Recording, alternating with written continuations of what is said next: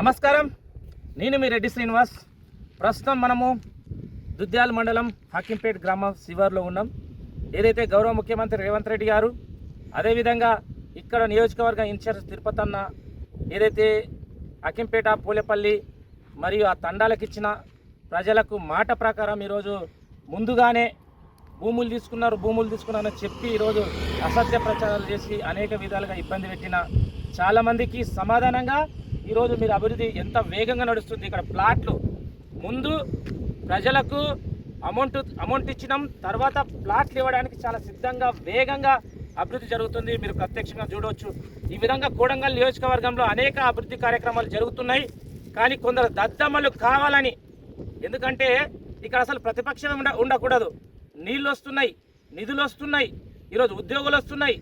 మనకు కృష్ణానది నీళ్లు అతి త్వరలో మన యొక్క కోడంగల్ నియోజకవర్గానికి రాబోతున్నాయి.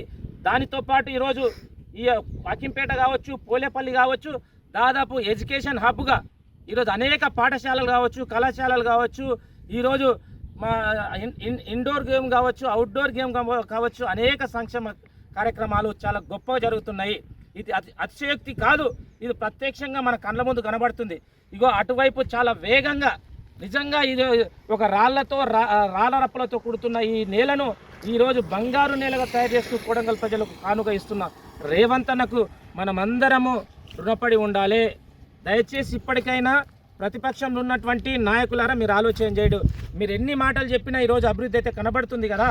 ఇంత వేగంగా అభివృద్ధి చెందుతున్నప్పుడు దాన్ని సదృదయంతో అర్థం చేసుకొని ఆలోచన చేస్తారని మరొకసారి కోడంగల్ ఉన్నటువంటి ప్రతిపక్ష నాయకులకు, అదేవిధంగా కోడంగల్ ప్రజలకు అందరికీ మరొకసారి